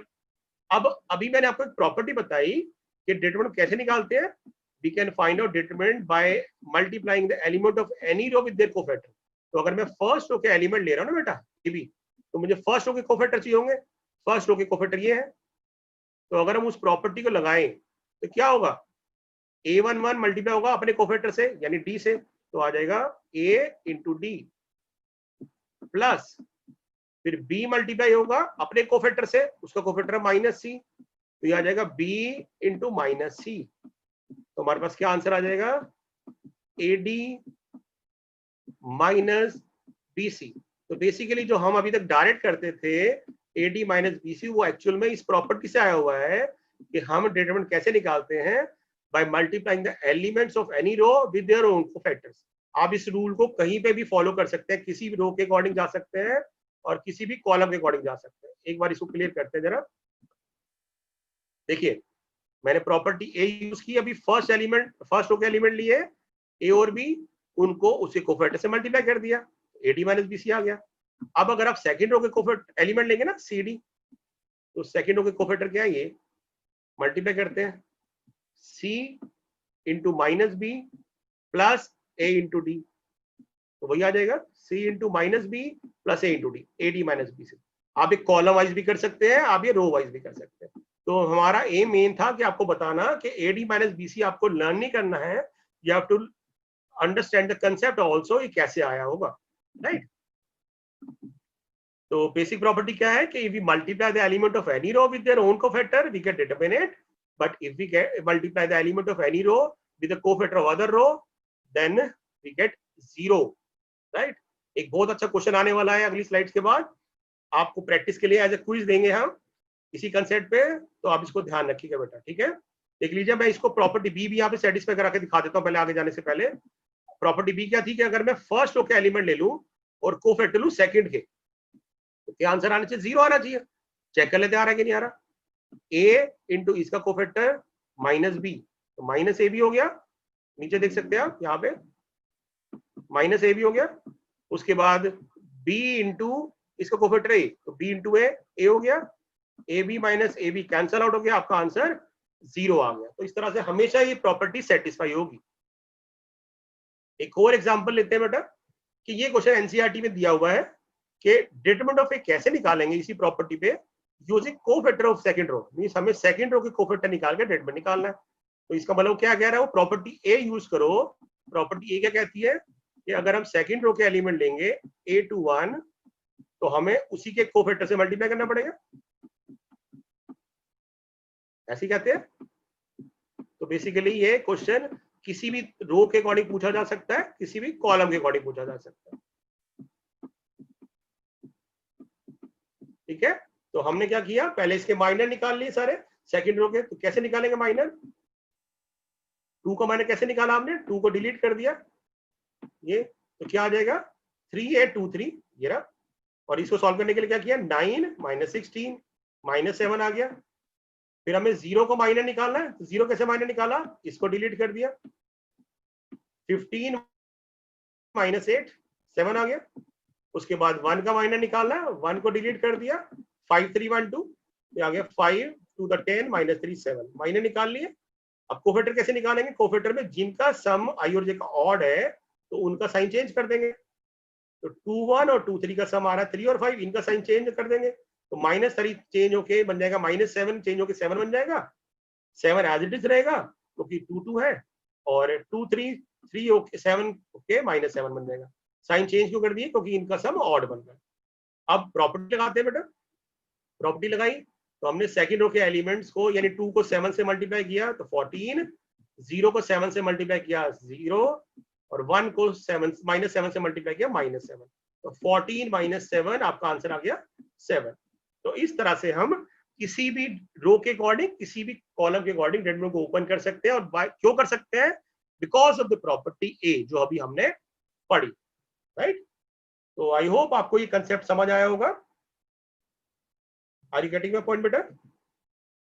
इसके प्रॉपर्टी बी भी देख सकते हो बेटा। प्रॉपर्टी बी क्या थी कि अगर मैं जो सेकंड रो के कोफैक्टर निकाले हैं इसको फर्स्ट रो के एलिमेंट से मल्टीप्लाई कर दूं तो 0 आ जाएगा। देखो कैसे, फर्स्ट रो के एलिमेंट थे 538, 5 को मल्टीप्लाई किया -7 से -35, 3 को मल्टीप्लाई किया 7 से 21 और 8 को 7 से मल्टीप्लाई किया 56। तो 35 और 21 56 हो गए, 56 हो गए। तो 56 - 56 आ गया आपका आंसर 0।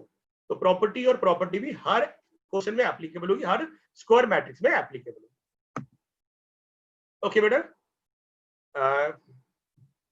Take 5 seconds. आपको मैं 5 सेकेंड का एक बार अपना पेन और पेपर लेने का टाइम दे रहा हूं।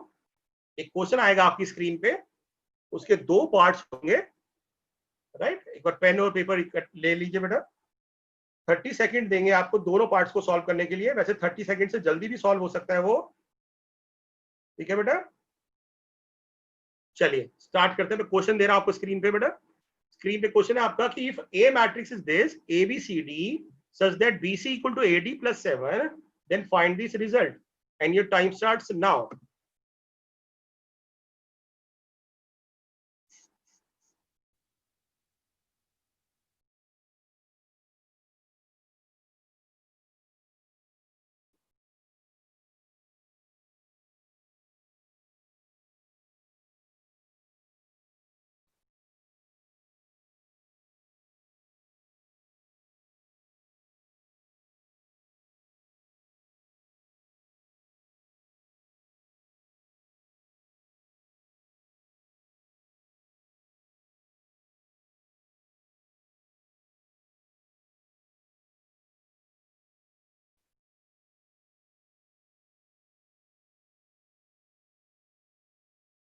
ओके बेटा स्टार्ट करें। आपने ट्राई किया है क्वेश्चन ये? मैं देख पा रहा हूँ बहुत सारे बच्चों के आंसर ठीक आ रहे हैं बेटा। डिस्कस करने से पहले एक बार आंसर देखिए। जो हमारे बच्चों के आंसर्स आ रहे हैं वो -7 आंसर दे रहे हैं और 0 आंसर दे रहे हैं। यानी मोस्टली बच्चों ने आंसर सही दिया है कि फर्स्ट वाले पार्ट का वो कह रहे हैं -7 आंसर आ रहा है और 0 आ रहा है। अब ऑब्वियसली ये रिजल्ट सबको आना चाहिए, ऐसा नहीं है कि भी हम किसी बच्चों को पर्टिकुलर बोले, सबको आंसर आना चाहिए। तो देखते हैं बेटा एक बार कि आंसर कैसे आया होगा, ठीक है बेटा। प्रॉपर्टी में एक बार रिकॉल करता हूँ, मे बी आपको ऐसे क्वेश्चन एनसीईआरटी में नहीं होंगे, बट क्योंकि ज्यादातर कंसेप्ट बेस्ड क्वेश्चन बनते हैं आजकल बोर्ड्स में, तो ऐसे क्वेश्चन फ्रेम हो सकता है। तो एक बार देखते हैं बेटा क्या हुआ। अगर आप ध्यान से देखें क्वेश्चन में क्या हो क्या रहा है, आपसे क्या पूछा जा रहा है, आपको मल्टीप्लाई करना है A × C1 + B × C1। तो आपको वैल्यू नहीं निकालनी है यहाँ पे। अब ध्यान से सिर्फ ये पैटर्न समझो, ए और बी कौन सी रो में आ रहे हैं, ए और बी आ रहे हैं फर्स्ट रो में, और यहाँ कोफैक्टर किसके बोले हैं, फर्स्ट रो के। इसका मतलब प्रॉपर्टी के अकॉर्डिंग ये डिटरमिनेंट ऑफ ए होना चाहिए, ठीक बात है। और ए का मतलब AD - BC होना चाहिए। तो AD - BC जब आप इस इक्वेशन से निकालोगे, यानी BC को दे ले 7 को दे लेंगे, तो AD - BC की वैल्यू आ रही है -7, यानी इसका रिजल्ट आ जाएगा -7। इसको हम बेटा थोड़ा कंसेप्ट बेस्ड क्वेश्चन कह सकते हैं। तो ज्यादातर बच्चों को कंसेप्ट क्लियर हो, ये वही बच्चा कर पाएगा जिसको कंसेप्ट क्लियर हो। तो इसको ध्यान से समझिए। अगला क्वेश्चन देखिए, मैं ऐसे एक और क्वेश्चन पूछूंगा अभी आपसे।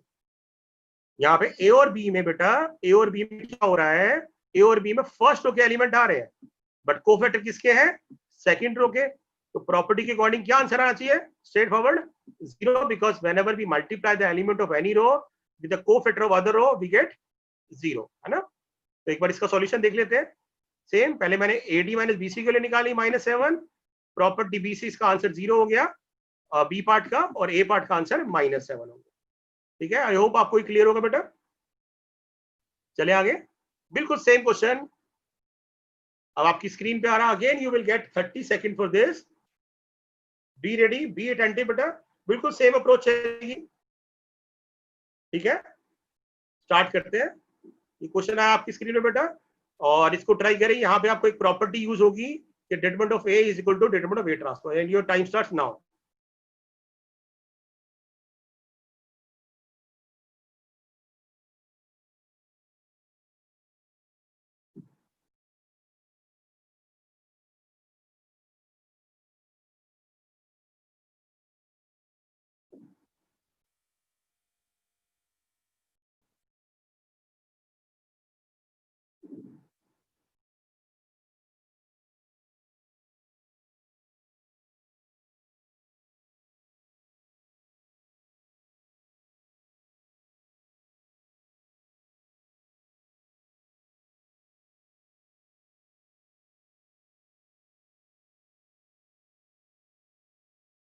Okay, many correct answers from Santoshi, Minni, Rohtash Kumar, Mohit, Varun, Preetikana, Arpan, सबने बेटा बहुत अच्छा आंसर दिया। Varun Pratap Singh, very good. Sunil Gupta, 5 gaming, Salim Malik, Pinky, Rohtash, all you have given the very right answer. बहुत सारे बच्चों ने राइट आंसर दिया है। इसका मतलब है कि आपको कंसेप्ट समझ आ रहा है बेटा। फिर भी मैं दोबारा एक्सप्लेन करने की कोशिश करूंगा इस क्वेश्चन को। ध्यान से देखिए बेटा, पी क्यू आर ये कौन सी रो के एलिमेंट है? These are the element of second row, ठीक है। और कोफैक्टर किसके हैं? सेकंड रो के, यानी हम सेम रो के एलिमेंट को उसे खुद के कोफैक्टर से मल्टीप्लाई कर रहे हैं। इसका मतलब इसका आंसर डिटरमिनेंट ऑफ ए आना चाहिए। आपको लास्ट क्लास में प्रॉपर्टी बताई गई थी, अगर आपको याद हो, कि determinant of A is equal to determinant of A transpose होता है। प्रॉपर्टी पढ़ी थी बेटा आपने। तो इसका मतलब इसका आंसर डिटरमिनेंट ऑफ ए का 5 आ जाएगा, यानी इसका आंसर 5 आ गया। यहां देखते हैं इसका आंसर, ये P Q R second row के एलिमेंट थे और यहाँ पे कोफैक्टर बेटा थर्ड रो के हैं। तो प्रॉपर्टी बी क्या कहती है? प्रॉपर्टी बी कहती है अगर आप किसी भी एलिमेंट को किसी दूसरी रो के कोफैक्टर से मल्टीप्लाई करोगे then you will get answer 0। तो इसका आंसर आ जाएगा 0, ठीक है बेटा। तो इसका सॉल्यूशन आपकी स्क्रीन पे आ रहा है, आप देख सकते हैं कि पहले हमने डिटरमिनेंट ऑफ ए निकाल लिया और उसके बाद प्रॉपर्टी ए और प्रॉपर्टी बी से इसका आंसर 5 और 0 आ गया, ठीक है। समझ पा रहे हैं? तो आई होप ये कंसेप्ट है, थोड़ा सा ट्रिकी क्वेश्चन था क्योंकि प्रॉपर्टी बेस्ड था। आपको प्रॉपर्टी को समझना पड़ेगा, दोबारा इसको देखिएगा बेटा और इन प्रॉपर्टीज को लगाने की कोशिश करेगा। नेक्स्ट टॉपिक पे चलते हैं, एडजॉइंट ऑफ। अभी तक हमने क्या कर लिया? अभी तक हमने आज पढ़ लिया कि हम एरिया ऑफ ट्राइंगल कैसे निकालते हैं using determinants. Till now we have discuss कि माइनर कोफैक्टर को हम कैसे यूज करते हैं डिटरमिनेंट निकालने के लिए। और इसके बाद सबसे इंपॉर्टेंट पार्ट आ रहा है बेटा, उसी के ऊपर बेस्ड, कोफैक्टर के ऊपर based, adjoint of A matrix. तो एडजॉइंट ऑफ ए मैट्रिक्स क्या होता है? एडजॉइंट ऑफ ए मैट्रिक्स कुछ नया नहीं होता। जो आप कोफैक्टर से निकाल रहे हैं बिल्कुल वही कोफैक्टर में निकालने होते हैं। और उन कोफैक्टर को अभी तक तो हम ऐसे लिख देते थे।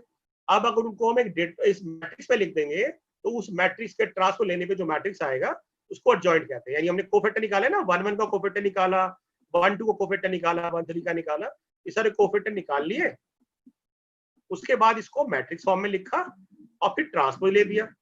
जैसे ट्रांसपोज लिया तो जो नया मैट्रिक्स आ गया इसको हम कहते हैं एडजॉइंट ऑफ मैट्रिक्स।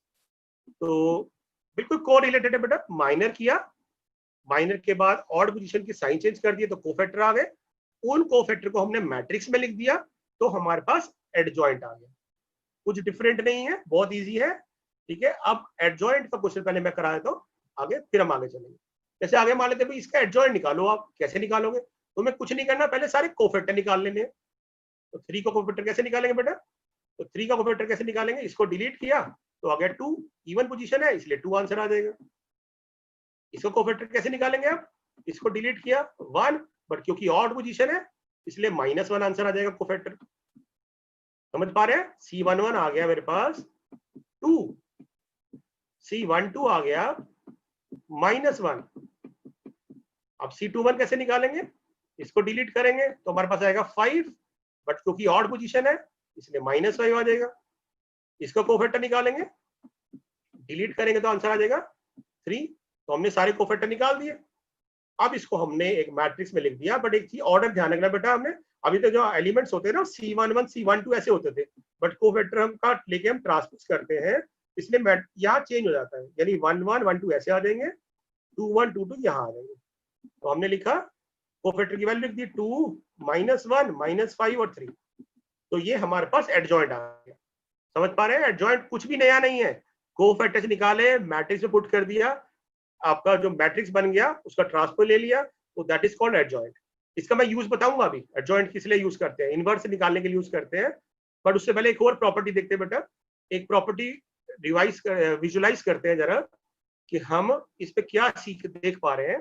ध्यान से देखिए, अगर जो ये मैंने जो रिजल्ट आया ना एडजॉइंट ऑफ ए, इसको अगर मैं ए से मल्टीप्लाई कर दूं तो क्या होगा, यानी मैंने यहाँ पे ए मैट्रिक्स लिखा, उसको एडजॉइंट से मल्टीप्लाई किया। मल्टीप्लाई करना आपको आता है, कैसे करते हैं, फर्स्ट रो को फर्स्ट कॉलम से, तो 3 to the 6 -5, फिर -15 +15, उसके बाद सेकेंड रो को फर्स्ट कॉलम से करेंगे तो 2 - 2, फिर सेकेंड रो को सेकेंड कॉलम से करेंगे तो आएगा -5 +6। तो ये आपका आंसर आ गया 1, ये आ गया 0, ये आ गया 0, ये आ गया 1। तो हमारे पास आंसर आया 1 0 0 1। ठीक है, ये आई बन रहा है, दिख रहा है आपको। और एक बार इसका डिटरमिनेंट निकालें, इसका डिटरमिनेंट क्या आ रहा है, 6 - 5 1। तो हम एक चीज ऑब्जर्व कर रहे हैं कि यहाँ पे क्या हो रहा है, ये 1 × I आ रहा है। तो इसके बेस पे हम एक प्रॉपर्टी कंक्लूड कर सकते हैं, इसके प्रूफ नहीं है और मे बी आप कंफ्यूज हो जाए, तो इसका मैं प्रूफ नहीं कर पा रहा आपको बेटा, प्रूफ इसका स्किप कर रहे हैं। अंडरस्टैंडिंग के लिए तो हमने एक जनरल रिजल्ट निकाल दिया कि कभी भी आप किसी मैट्रिक्स को उसके एडजॉइंट से मल्टीप्लाई करेंगे, then you will get determinant of A × I। ठीक है, और इसका ऑर्डर चेंज भी हो सकता है। ऑर्डर चेंज मींस इसको एडजॉइंट ऑफ ए × A भी लिख सकते हैं। ये एक प्रॉपर्टी है, you have to learn this result also. ठीक है, इसके बेस पे भी अभी क्वेश्चन आएगा बेटा।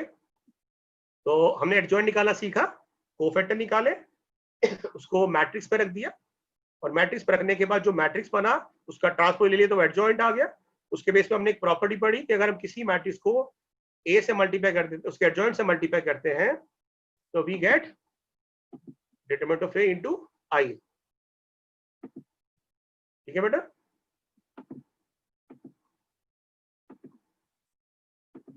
समझ पा रहे हैं इसको आप। तो ये एक बहुत इंपॉर्टेंट प्रॉपर्टी है जो आपको याद रखनी है कि A × adjoint of A is equal to determinant of A × I। तो बड़ा थोड़ा सा एक्सप्लेन कर दो दोबारा।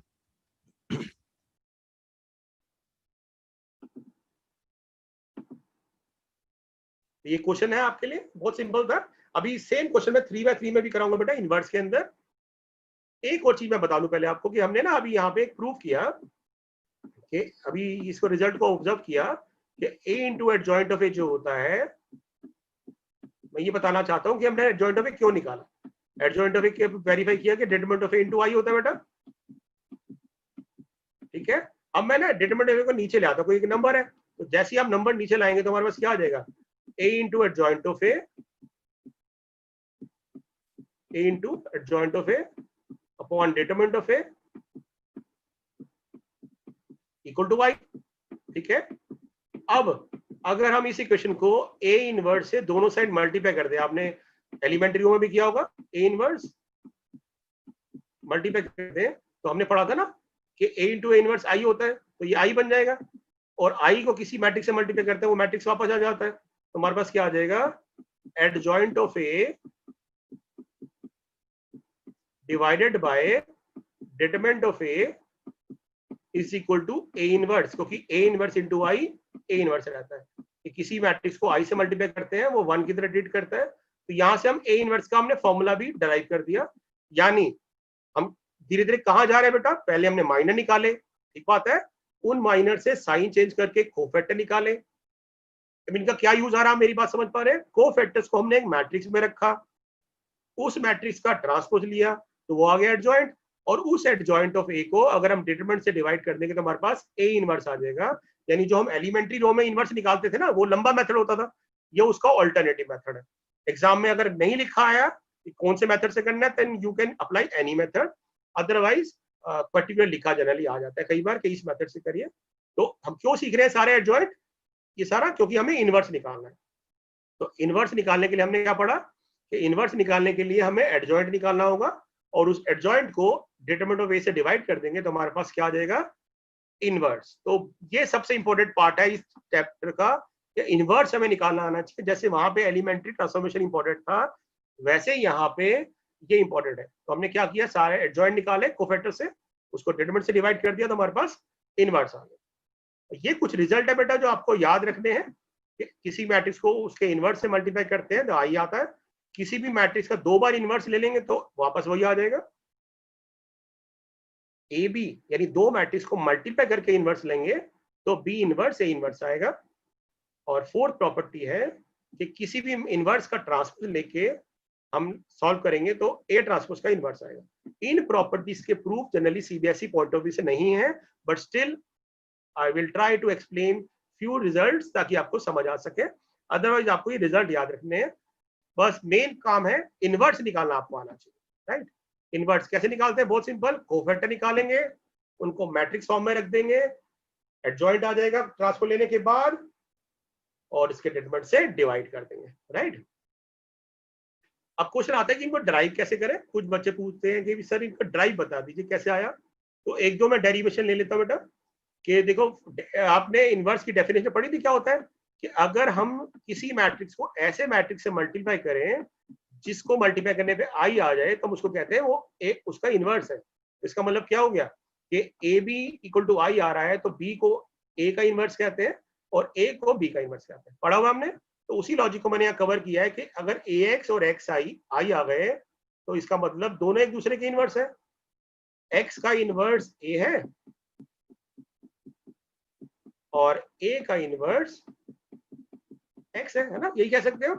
ये बेसिक प्रॉपर्टी थी, आपने एलिमेंट्री ट्रांसफॉर्मेशन पढ़ी होगी, जब बताई थी आपको हमने, तो वही लिखी है हमने। यहाँ पे एक्स की जगह मैंने सिर्फ वैल्यू पुट कर दी, ठीक है। तो ये तो फर्स्ट प्रॉपर्टी है, प्रूफ सिर्फ अंडरस्टैंडिंग के लिए बता रहा हूँ मैं आपको। दूसरी प्रॉपर्टी क्या है कि हमें प्रूव करना है कि ए इनवर्स का इनवर्स कैसे होता है। कई बार आपके माइंड में आ सकता है पूछना, क्योंकि ये मिसरेनियस एनसीईआरटी में, एग्जामिनर एनसीईआरटी में क्वेश्चन है, ठीक है। तो प्रूफ कर सकते हैं। तो अभी देखो बेटा, आपने क्या किया, अभी हमने पढ़ा ना कि ए जो होता है वो एक्स का इनवर्स होता है, पढ़ाइए, ठीक है। ये पढ़ा हमने कि ए जो होता है एक्स का इनवर्स होता है, ठीक है। और एक्स क्या होता है? एक्स ए इनवर्स होता है। तो हमने कुछ भी नहीं किया, यहाँ पे एक्स की वैल्यू पुट कर दी है वाली जो बात कर रहे हैं। एक्स की वैल्यू जैसे ही आपने पुट की ए इनवर्स, तो एक इनवर्स बाहर ही है, तो आपका प्रॉपर्टी प्रूव हो गई कि किसी भी मैट्रिक्स का 2 बार इनवर्स करते हैं तो वो ए आ जाता है, ठीक है। अंडरस्टैंडिंग के लिए हम बता रहे हैं बेटा ये। अब एक प्रॉपर्टी है कि बच्चे पूछ सकते हैं कि आपसे कि सर ये भी बता दो कि ये कैसे आया भाई। हालांकि प्रूफ सीबीएसई में नहीं आते, बट क्योंकि बेटा पैटर्न चेंज हो गया है, मोस्टली कंसेप्चुअल क्वेश्चन पूछे जाते हैं आपसे, तो हो सकता है कि 2 मार्क्स से पूछ लें कि prove this, because day by day, year by year pattern change हो रहा है। थ्योरेटिकल क्वेश्चन से हटके हम कंसेप्चुअल नॉलेज पे जा रहे हैं, तो आपको एक कंसेप्चुअल नॉलेज बहुत जरूरी है, इसलिए मैं बता रहा हूँ, ठीक है। ज्यादातर बच्चे इसको ध्यान नहीं देते, बट बहुत इंपॉर्टेंट चीज है समझने के लिए, इसको ध्यान से समझेगा बेटा कि हमें ए बी इनवर्स को बी इनवर्स ए इनवर्स कैसे निकालते हैं। तो हमने क्या लिखा, ये प्रॉपर्टी पढ़ी कि पी इंटू पी इनवर्स आई होता है, तो मैं ना पी की जगह पुट कर दूंगा ए बी। हमने कोई एक ऐसा मैट्रिक्स मान लिया पी ए बी है, तो पी को लिख सकते हैं A B into A B inverse into I. अब मैं क्या करूंगा, ध्यान से देखना बेटा, इसको ए को हटाने के लिए ना ए के इनवर्स से दोनों साइड मल्टीप्लाई कर दिया, इधर भी कर दिया इधर भी कर दिया। अब आपको पता है ए इनवर्स इंटू ए क्या हो जाता है, आई, तो ये गायब हो जाएगा, ये हट जाएगा, क्योंकि ए इनवर्स इंटू ए आई हो जाता है। तो हमारे पास ये रिलेशन बचेगा B into A B inverse, और यहाँ पे ए इनवर्स को जैसे ही हमने आई से मल्टीप्लाई किया तो ए इनवर्स आ गया। अब इसको बी से मल्टीप्लाई कर, बी को हटाने के लिए क्या करेंगे, बी को हटाने के लिए बी इनवर्स से मल्टीप्लाई किया, जैसे ही मल्टीप्लाई किया दोनों साइड तो ये हट जाएगा, ये आई बन जाएगा। तो हमारे पास वो रिजल्ट आ जाएगा B inverse equal A B inverse equal to B inverse A inverse.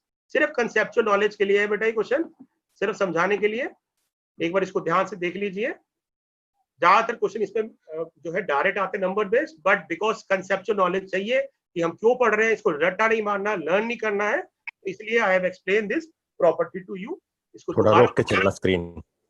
हाँ जी, इसको दोबारा देख लीजिएगा बेटा, दोबारा वीडियोस पर जाके देखिए, बहुत आपके पास सारे मटेरियल अवेलेबल होते हैं। आप कभी भी कोई कंसेप्ट कंफ्यूज हो, जाइए उस ट्यूटोरियल पे, उसका वीडियो चलाइए, बार बार देखिए, कोई प्रॉब्लम नहीं है। ये तो बहुत अच्छा तरीका है आपको पढ़ने का, कि जब भी अवेलेबल ना हो बार बार डाउट पूछने की जरूरत नहीं, वो वीडियो प्ले करिए, दोबारा पूछिए, फिर भी नहीं आए 10 बार 15 बार जितनी बार भी देखिए, नहीं समझ आए तो you can ask your doubts, but bar bar replay करके जरूर देखिए बेटा कि क्या हमने समझाया है, ठीक है। तो इसका जो फोर्थ पार्ट है बेटा वो मैंने आपके लिए ट्राई करने के लिए छोड़ दिया, आप ट्राई करिएगा, स्टिल ना आए तो आप हमसे डाउट्स पूछ सकते हैं, ठीक है। अब एक क्वेश्चन करते हैं ए इनवर्स, इसका इनवर्स कैसे निकालेंगे, ठीक है। इसका इनवर्स कैसे निकालेंगे, तो सिंपल अप्रोच आपको पता है, हम कोफैक्टर से निकालेंगे बेटा। कोफैक्टर से पहले ही माइंड में हमारे क्या आएगा, कोफैक्टर निकालेंगे, उन कोफैक्टर को मैट्रिक्स में लिख देंगे, उसका ट्रांसपोज ले लेंगे तो एडजॉइंट आ जाएगा, और फिर उसके डिटरमिनेंट से डिवाइड कर देंगे, ये अप्रोच रहेगी। तो हमने बेटा कोफैक्टर निकाले, कैसे निकालते हैं कोफैक्टर पता है आपको, पहले इसको कोफैक्टर कैसे निकालेंगे, इसको डिलीट किया, 0 -1 -1 आ गया। फिर इसको कोफैक्टर कैसे निकालेंगे, 0 -1, बट क्योंकि ऑड पोजीशन है इसलिए 1। 1 3 को कोफैक्टर कैसे निकालेंगे, 1 -0 1, ठीक है, कोफैक्टर आ गए। अब हम बात करते हैं 2 1 की, 2 1 मतलब ये रो, इसको डिलीट करेंगे, इस कॉलम को डिलीट करेंगे, आ जाएगा 1 × 0 0, 0 -1 क्योंकि ऑड पोजीशन है तो साइन चेंज हो जाएगा, -1 की जगह आ जाएगा 1। अब बात करते हैं 2 2 की, इसको डिलीट करेंगे तो 0 -1 -1 आ जाएगा। फिर 2 3 की बात करेंगे बेटा, 0 -1, बट ऑड पोजीशन है इसलिए -1 का माइनस करेंगे तो 1 आ जाएगा। कोफैक्टर निकाल पा रहे हैं आप ये। 3 1 कैसे निकालेंगे, थर्ड रो डिलीट करोगे आप तो 1 -0 1। 3 2 निकालेंगे, 0 -1 -1, बट क्योंकि ऑड पोजीशन है इसलिए 1। 3 3 निकालेंगे, 0 -1 -1। सारे कोफैक्टर आपने निकाल लिए। उसके बाद क्या करेंगे, कोफैक्टर्स को हमने एडजॉइंट निकाल दिया, इसी ऑर्डर में रख दिया, तो ये क्या बन गया, एडजॉइंट ऑफ ए। अब इसका डिटरमिनेंट कैसे निकालें, तो दोबारा सॉल्व करने की जरूरत नहीं है आपको डिटरमिनेंट निकालने के लिए बेटा।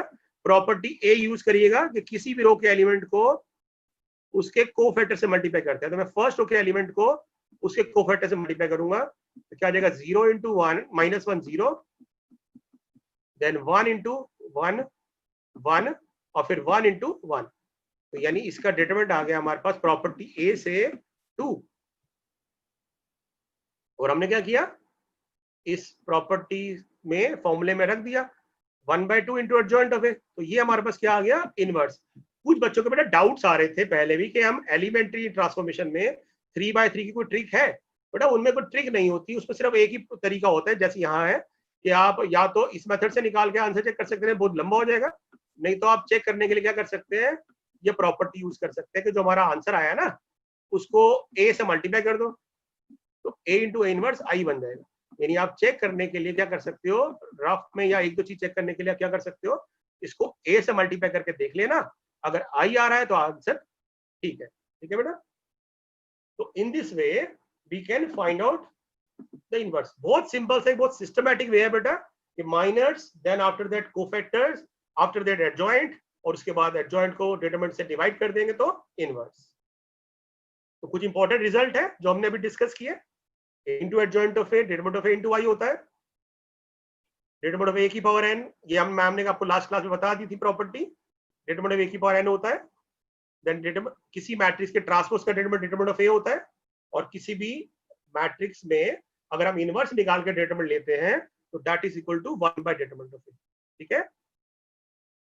फिफ्थ प्रॉपर्टी एक बार देखते हैं बेटा, ये बहुत इंपॉर्टेंट है, मैं इस पे कोशिश करूंगा, सीबीएसई में भी इस बार क्वेश्चन आया है, और हर बार इन टॉपिक पे 2-3 क्वेश्चन आते हैं, वेरी वेरी इंपॉर्टेंट, ये जरूर आपने प्रैक्टिस करनी है इन क्वेश्चंस की, बहुत इंपॉर्टेंट क्वेश्चन है ये जो हम करने वाले हैं आज। ये प्रॉपर्टी कैसे प्रूव कर सकते हैं आप, बहुत इजी है, आपने a × एडजॉइंट ऑफ ए लिखा था, a × adjoint of A determinant of A × I होता है, इसका डिटरमिनेंट ले लो, इस इक्वेशन का डिटरमिनेंट ले लो दोनों साइड, तो क्या होगा, इसका डिटरमिनेंट लेंगे तो ये बन जाएगा determinant of A into adjoint of A. अभी एक प्रॉपर्टी हमने पढ़ी थी कि ये दो मैट्रिक्स अगर मल्टीप्लाई हो तो इनके डिटरमिनेंट अलग हो जाते हैं, ये बन जाएगा determinant of A into adjoint of A का डिटरमिनेंट, लिख सकते हैं ऐसे। और राइट साइड पे क्या चल रहा है बेटा, यहां चल रहा है determinant of A into I का डिटरमिनेंट। अब डिटरमिनेंट ऑफ बेटा एक नंबर है, कांस्टेंट नंबर है, तो जब भी कोई कांस्टेंट बाहर आता है ना तो ज्यादातर बच्चे क्या करते हैं, इसको सीधा बाहर ले आते हैं, नहीं, हमने एक प्रॉपर्टी पढ़ी थी कि whenever a constant comes out तो वो उतने ही बाहर आता है जितनी उसकी रोज है, यानी इसकी पावर में आ जाएगा n, क्योंकि आपने प्रॉपर्टी पढ़ी थी अगर आपको याद हो कि k, किसी भी कांस्टेंट को अगर आप a से मल्टीप्लाई करते हैं और उसका डिटरमिनेंट लेते हैं तो वो आता है k की power n into determinant of a। तो उस प्रॉपर्टी से ये बाहर आ जाएगा। अब ये एक पावर कट जाएगी यहाँ पे, तो n से पावर कट गई तो क्या गई n-1 और i का डिटरमिनेंट आ गया 1। तो हमने एक प्रॉपर्टी कंक्लूड कर दी कि एडजॉइंट ऑफ a का डिटरमिनेंट ऑफ a की पावर n-1 होता है। याद रखिएगा बेटा, अभी मैं कोशिश कराऊंगा क्योंकि सीबीएसई के पॉइंट ऑफ से बहुत इंपॉर्टेंट क्वेश्चन है ये। ठीक है, ये सारी मैंने प्रॉपर्टीज आपको लिख दी है एक ही बार, ताकि आपको पास सारी कंपाइल्ड रहे। जब आप इसके नोट्स बनाएं ये सारे के सारे, तो आपके पास सब कंपाइल्ड रहेगी, आपके पास रिटन मटेरियल एवरीथिंग अवेलेबल है। ठीक है, अब चलते हैं लास्ट पार्ट पे कि सीबीएसई में क्योंकि जो पिछले ईयर के कुछ क्वेश्चंस आए हैं हमने उसको क्विज फॉर्म में बना दिया बेटा, कि हम इसको आपको क्वेश्चंस को क्विज फॉर्म में करेंगे। ये लास्ट सेक्शन है हमारे आज के ट्यूटोरियल का।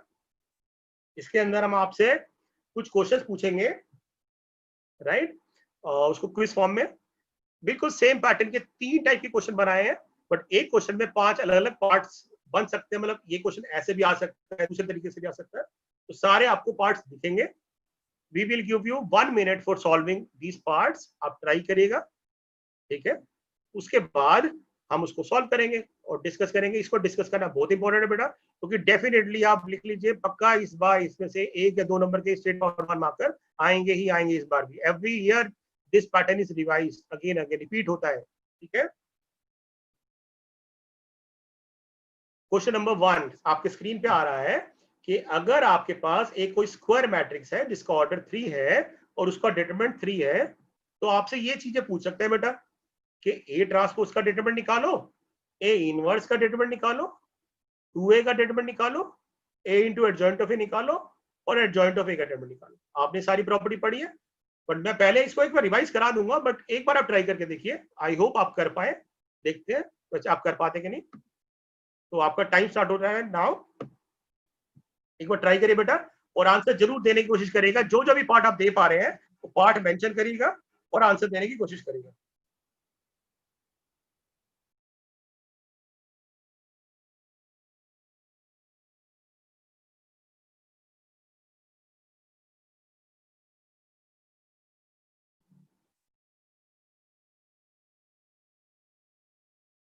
ओके, 30 सेकंड ओवर हुआ है। अभी मैं आपको एक दोबारा इसको 30 सेकंड ओवर दे देते हैं। ट्राई करिए क्योंकि 5 पार्ट्स है बेटा।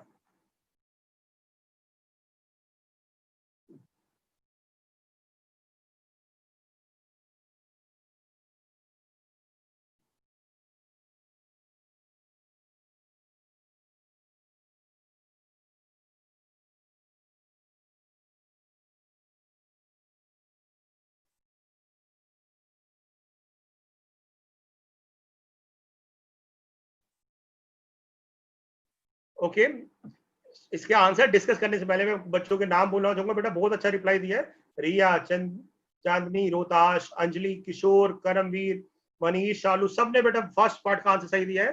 Pink second part is also correct. सबके आंसर सारे करेक्ट है। ये अभी तक जो 2 पार्ट्स आए सबके आंसर ठीक आ रहे हैं बेटा, और ट्राई करते रहिए।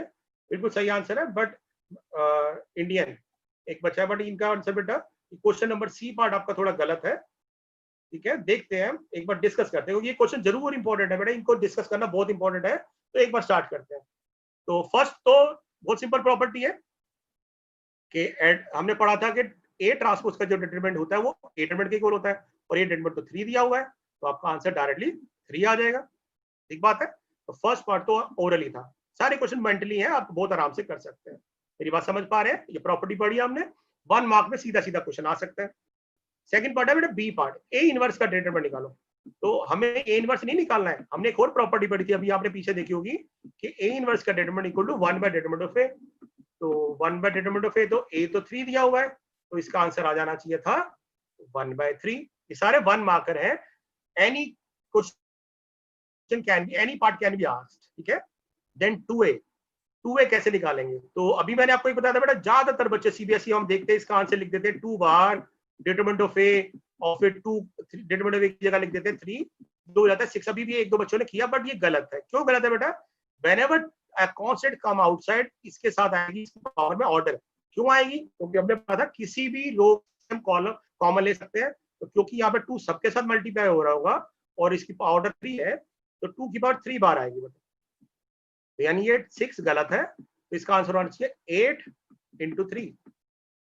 दिखते इसका आंसर।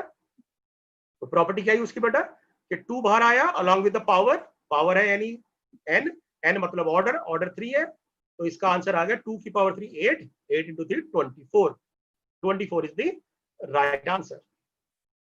ठीक है बेटा। फोर्थ पार्ट, अभी हमने एक प्रॉपर्टी बताई मैंने आपको और वेरीफाई भी करी थी हमने कि a इंटू एडजॉइंट ऑफ किसके इक्वल होता है, डिटरमिनेंट ऑफ a इंटू आई के बेटा। तो a का डिटरमिनेंट तो क्या था, 3 था, दिया हुआ है 3, तो आप कह देंगे इसका आंसर हो जाएगा 3i, या तो ऐसे छोड़ सकते हैं i की फॉर्म में, नहीं तो अब इसको i, क्योंकि ये 3/3 का मैट्रिक्स है ना, तो उसी ऑर्डर में छोड़ देंगे। तो i होता है जिसके डायगोनल 1 होते हैं, तो 3 को इससे मल्टीप्लाई करेंगे 1 0 0 से, फिर 0 1 0 से, और फिर 0 0 1 से, तो आपका आंसर आ जाएगा 3 0 0 0 3 0 0 3। और लास्ट पार्ट अभी मैंने भी डराइव भी कराया आपको कि एडजॉइंट ऑफ ए का जो डिटरमिनेंट होता है वो होता है डिटरमिनेंट ऑफ ए की पावर n-1, n होता है इसका ऑर्डर, ऑर्डर 3 है, तो 3 - 2 क्या हो जाएगा, 3 - 1 क्या हो जाएगा 2, तो डिटरमिनेंट ऑफ a की पावर 2 मींस 3 की पावर 2, आंसर आ गया 9। बेटा नेक्स्ट क्वेश्चन आपकी स्क्रीन पे आ रहा है, बिल्कुल सेम क्वेश्चन है। Now try yourself again you will gate 1 minute for this. इसके सारे पार्ट्स ट्राई करिएगा, बिल्कुल सेम क्वेश्चन है, पिछले वाले क्वेश्चन में डिटरमिनेंट ऑफ ए दिया हुआ था, यहाँ पे आपको मैट्रिक्स ए गिवन है, आपको डिटरमिनेंट खुद निकालना है और आंसर देना है, और इसके पार्ट्स ये रहे।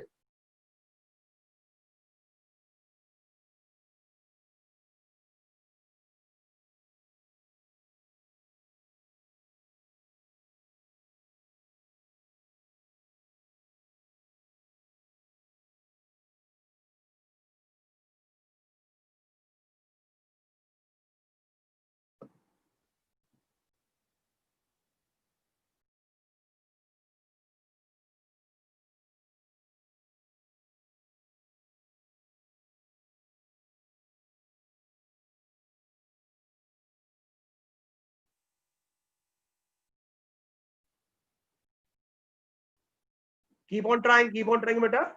हो सकता है कुछ बच्चों को ज्यादा टाइम लगे, तो थोड़ा सा टाइम मैंने ज्यादा दिया इस बार। एक बार ट्राई करिए सारे पार्ट्स, बिकॉज आपकी प्रैक्टिस बहुत जरूरी है, आपकी अंडरस्टैंडिंग बहुत जरूरी है, आपको समझ आना चाहिए।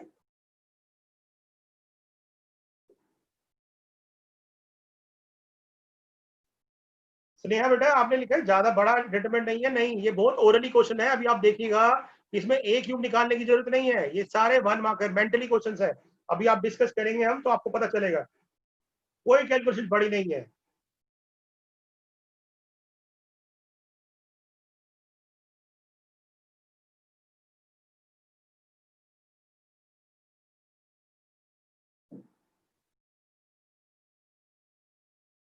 आई got all correct answer from Varun Pratap Singh, very good बेटा। और बच्चे ट्राई करिए, well done. Kalpana also give the correct answer, Mansi, Sachin, Manav, सबने बेटा सही आंसर दिया। आप देखते हैं इसका सॉल्यूशन कैसे है। अब एक चीज देखिए बेटा, सारी 1 मार्कर हैं, तो इसका मतलब ये नहीं कि आप ए क्यूब निकालेंगे यहाँ पे, ठीक है। एक बार डिस्कस करते हैं जरा कि कैसे करेंगे इस क्वेश्चन को। ए क्यूब, अभी एक प्रॉपर्टी पढ़ी थी आपने, अगर याद हो आपको, ए क्यूब, अभी बेटा एक प्रॉपर्टी पढ़ी थी कि डिटरमिनेंट ऑफ ए की पावर एन जो होता है वो क्या होता है, determinant of A whole power n, है ना।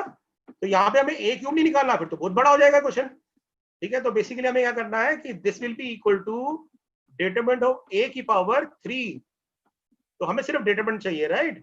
अब एक और चीज बताता हूँ, एक तो तरीका हो सकता है आप डिटरमिनेंट ओपन कर लें, बहुत अच्छी बात है बेटा, बट एक हमने मेथड और बताया था लास्ट क्लास में आपको, अगर आपको याद हो, कि अगर कोई ऐसा मैट्रिक्स है जिसके डायगोनल एलिमेंट्स ये एबीसी हैं और ये ऊपर वाले एलिमेंट 0 हो, जिसको हम लोअर ट्रायंगुलर मैट्रिक्स कहते हैं, और या फिर नीचे वाले टर्म 0 हो या दोनों 0, मींस या तो ये डायगोनल मैट्रिक्स हो या ये अपर ट्रायंगुलर मैट्रिक्स हो या लोअर ट्रायंगुलर मैट्रिक्स हो, तो इसमें जो डिटरमिनेंट की वैल्यू होती है वो इनके डायगोनल एलिमेंट्स के प्रोडक्ट के इक्वल आती है। यानी आप ऑब्जर्वेशन से देख सकते हो कि ये, क्योंकि ये नीचे वाले 0 है ना बेटा, तो इसका डिटरमिनेंट सिर्फ इनका प्रोडक्ट आ जाएगा। हालांकि आप डायरेक्ट भी सॉल्व कर सकते हो, बट अगर आप ऑब्जर्वेशन देखें तो इसके डिटरमिनेंट की वैल्यू क्या आएगी, 2 3 इंटू -1 यानी -6। तो हमारे पास डिटरमिनेंट के लिए -6 आ गई, तो -6 की पावर 3 और कर देंगे तो -216 आंसर आ जाएगा। ठीक है, इसको डिस्कस करते हैं जरा। पहले हमने क्या लिखा कि हमने यहाँ पे एक बार ये सारा स्क्रीन क्लियर कर देता हूं आपके लिए। ये इसका डिटरमिनेंट आ गया बेटा -6। अब फर्स्ट पार्ट a क्यूब का डिटरमिनेंट निकाला था तो डिटरमिनेंट a की पावर 3 हो गई, -6 की पावर 3 216 आ गया। अगला a इनवर्स का डिटरमिनेंट निकालना है। प्रॉपर्टी क्या होती है कि 1/डिटरमिनेंट ऑफ a यानी -1/6 आ जाएगा। 5a निकालना है तो फिर से वही गलती मत करिएगा बेटा, 5 डायरेक्ट बाहर नहीं आएगा, 5 के साथ क्या आएगा उसकी पावर में 3, तो 5 की power 3 into determinant of a का डिटरमिनेंट -6 है तो 125 इंटू -6 -750। ये सारे क्वेश्चन बेटा ओरली हैं, मतलब आप समझ लीजिए इन क्वेश्चन को सॉल्व करने में 30 सेकंड से ज्यादा लगता नहीं है, बट एक बार आप प्रैक्टिस कर लेंगे तो आप भी ऐसी परफेक्ट बन जाएंगे। और हमारा एम यही है कि everyone become perfect in maths, सबके मार्क्स 100 आए, तो आपके लिए प्रैक्टिस बहुत जरूरी है। ठीक है बेटा, a into adjoint of a की प्रॉपर्टी क्या थी, determinant of a into i। Determinant of a तो -6 आया है तो -6i ऐसे छोड़ देंगे, नहीं तो i की वैल्यू के साथ हम मल्टीप्लाई कर देंगे तो -6 0 0 -6 0 और 0 0 -6। और इसका भी क्या आंसर आया था बेटा, इसकी प्रॉपर्टी क्या थी, डिटरमिनेंट ऑफ a की पावर n-1, n मतलब इसका ऑर्डर 3 है तो डिटरमिनेंट ऑफ a की पावर क्या आ जाएगी 3 - 1 यानी 2। यानी अगले पार्ट का आंसर आएगा डिटरमिनेंट ऑफ a का स्क्वायर यानी -6 का स्क्वायर यानी 36। मैं स्क्रीन को रोक रहा हूं, एक बार आप सारे आंसर देख लीजिए, फिर भी कोई डाउट आए तो इसको रिवाइज करेगा। इसके लिए क्या इंपॉर्टेंट है, आपको इंपॉर्टेंट है सारी प्रॉपर्टीज को याद रखना। ठीक है बेटा,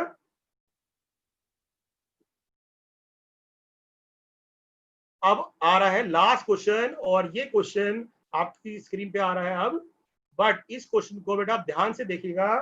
ये क्वेश्चन जो है गलत करते हैं मैक्सिमम बच्चे, partly correct. Partly correct means इसके आंसर को ध्यान से करेगा, फिर मैं बताऊंगा पार्टली क्यों कह रहा हूं मैं। पार्टली मींस आधा सही आधा गलत, पार्टली हाफ सही होगा और हाफ गलत होता है ज्यादातर सीबीएसई हमने देखा है, बट आप ऐसी गलती मत करिएगा।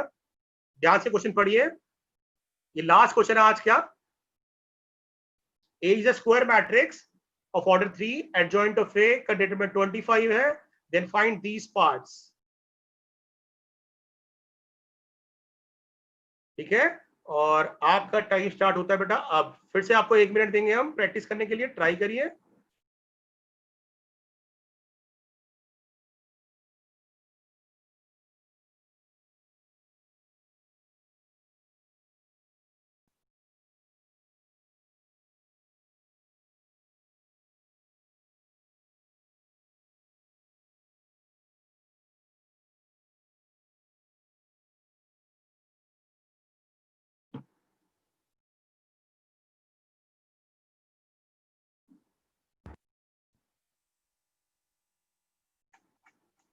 Thirty 4 seconds are given to you, जल्दी ट्राई करिए बेटा।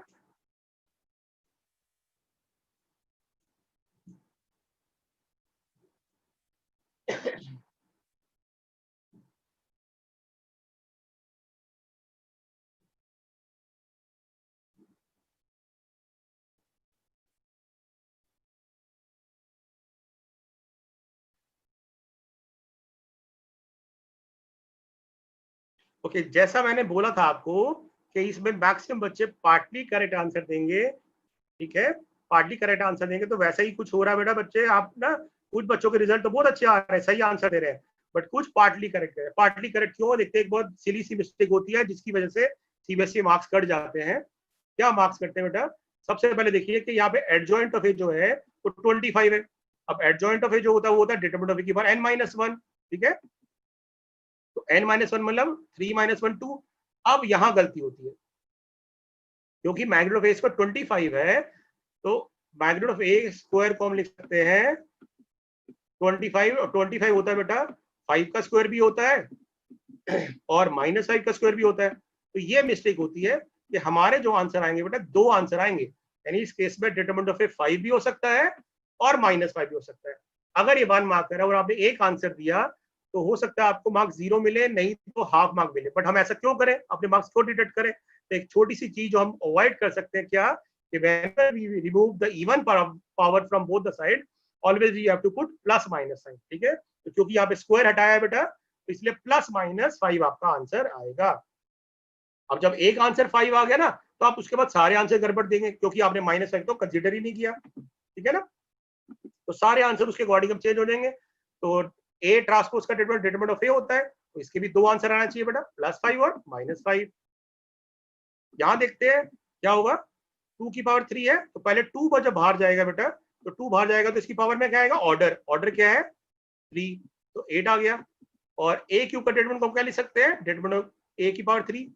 अब क्योंकि ये +-5 है, तो +-5 का जब क्यूब करेंगे तो +-125 आएगा। 5 5 द 25, 25 द 125। तो इसके भी 2 आंसर आएंगे, +-1000।